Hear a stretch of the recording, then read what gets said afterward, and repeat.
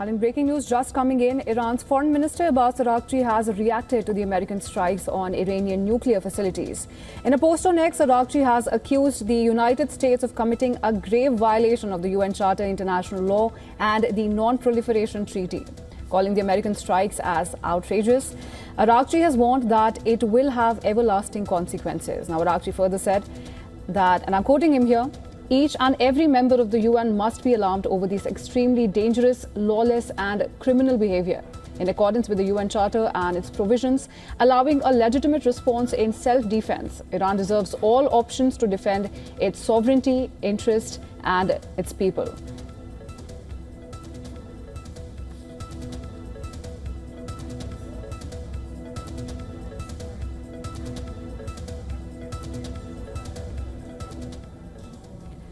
Now, Dr. Deason, in light of this latest development in the statement from Abbas Araghchi, how do we make sense of these options that he has mentioned to save the sovereignty and interests of the people of Iran? Well, he's not wrong. I mean, Trump has been selling himself as a peacemaker, but he's now yet another American war president who has started another war.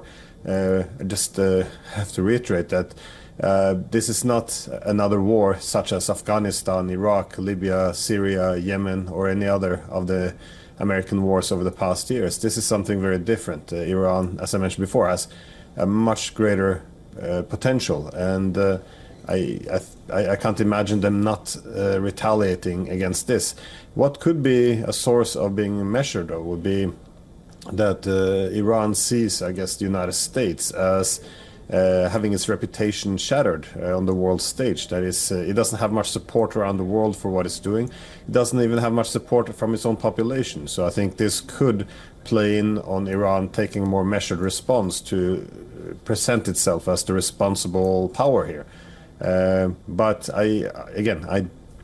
it does look like Iran will retaliate, and I think we can expect this again either today or over the next few days. Hi, Dr. Deason, and while that seems to be the matter, the US strikes seem to have marked a turning point in the conflict with serious implications for American security, and especially with around some 40,000 US troops stationed in the region. There's a growing concern at home that Israel may have dragged the United States into a very perilous escalation, one that could probably put American lives at risk and also stretch the resources funded by the taxpayers. Now, in that context, do you think that President Trump's address in the morning address just a while back at 10 p.m. did enough to justify America's involvement in this conflict? No, and I don't think the public in America believes so either. But it is, I guess, a very popular sentiment that Israel has pulled the United States into this war. When, again, it's almost a salesman trick, as Steve Bannon referred to it. That is, Israel got the permission from the United States to strike Israel, but the US wouldn't participate. However, when the Iranian retaliation comes, it's quite obvious that Israel wouldn't be able to stand up against this by itself, and then the United States has to be drawn in. And step by step, this is becoming America's war as well. Now, of course, this is one assumption that Trump got roped into this war. The other is that he's been planning more or less all along to strike Iran, that, again, he deceives. Again, it's unclear to what extent he was fooled into this war or he wanted it, but either way, this is now an American war, and he's, again, a war president. So this is going to be, I think, a real disaster, and we'll see impact over the next days. As you also mentioned, now there's a lot of American targets in the region, a lot of American troops. They've been trying to move out some of them from the most exposed bases, but there's still plenty of targets, and the Americans have had the different war games over the years where they played out such an attack on Iran, and usually didn't play out very well. So again, it's very, very unpredictable times. Absolutely. And the latest US strikes have raised the stakes significantly higher, fueling fears of a wider escalation that could engulf the entire region and not just the key players that are involved. Now, there's also this growing concern that Iran's allies and proxies might not wait for a green light from Tehran and could actually act independently to target US assets. Now, if that happens, how could it change the course of the conflict? And also, are we looking at a much broader and more unpredictable confrontation going forward?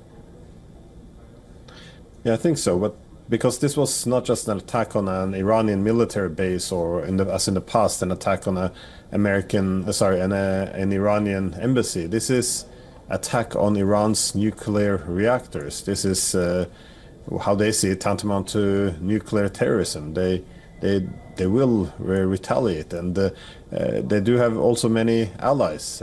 Yemen, for example, they will probably also enter now, and the United States, after not being able to succeed in this war against Yemen, it's quite surprising that they would hope for better results against Iran.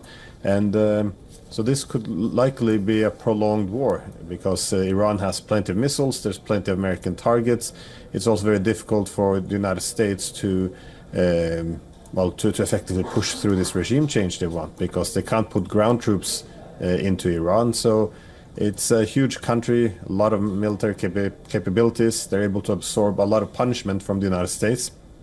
And I assume that the US will bomb them very heavily over the days and weeks to come. But no, they have their own military capabilities, and they have their own partners in Iraq. They have their partners in Lebanon. They have across the region. So I think Trump has unleashed something he might not be aware of. Absolutely, and goes without saying that a lot now hangs in the balance. And depending on how Iran chooses to respond to the US strikes, and now we've already seen strong reactions pouring in. UN Chief Antonio Guterres has warned of a dangerous escalation that could spiral out of control with much catastrophic consequences. While Yemen's Houthi rebels have also declared that the US must bear the consequences and that this is just the beginning and not the end. Now, with tensions running this high, the next 24 to 48 hours are going to be very crucial. What should we be watching out for, and how do you see this conflict evolving in the immediate future? Well, very, very unpredictable, simply because all sides are hoping to have escalation control. That means they want the ability to escalate when they want and de-escalate when they want this as well. Again, that's what Trump's comments were signaling, that we can attack we can attack Iran today. However, then we can choose to de-escalate by saying Iran can't retaliate. And I think the Iranians will try to have some escalation control as well. That is, they will attack American assets, and then they will signal, much like they did when they initially attacked Israel, that this was a limited attack. They can do more powerful if the United States retaliates, and they will try to, again, control the escalate when they want, and then also encourage de-escalation. The problem is neither side has this escalation control anymore, and I think we're going to run up this escalation ladder very quickly. So I don't think anything is predictable at the moment. Right, well, things do remain unpredictable. In case there is a de-escalation, what are the preconditions even going to look like? For a peace, well, for Trump, he has now an actually opening for pushing peace, because now he can say, mission success. He can hang the banner, mission completed, like Bush, that he took care of the nuclear facilities. Iran has been deterred. America's power has been, and credibility has been restored in the region. Israel's been defended. So he can sell this if he wants to be a peace, which is why he has a pathway to de-escalate if he wants to. Also, a nuclear deal might be easier the way he sees it, if he believes that America can complement this with a powerful deterrent. But again, the problem is that the other side also needs to restore its deterrent. So it's going to be very, very difficult. And whenever Iran retaliates, the United States will then see no other choice but to retaliate as well. So I don't see any immediate pathway here to peace.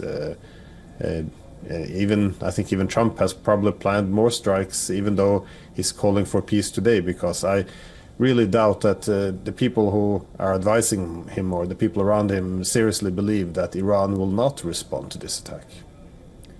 Right, and Dr. Deason, at this point, given everything that we've heard from Washington and Tehran, now de-escalation doesn't seem likely on the horizon, at least for now. But the reports from Israeli media citing military sources talk about continuing the Israeli strike, and I would assume with much greater might. Now, estimates of the Israeli media on the radio is that Iran's first response will be towards Israel, so no restriction on movement in Israel has been increased to the maximum. How do you think it's going to pan out in the next, let's say, the 24 to 48 hours, which seems to be very crucial?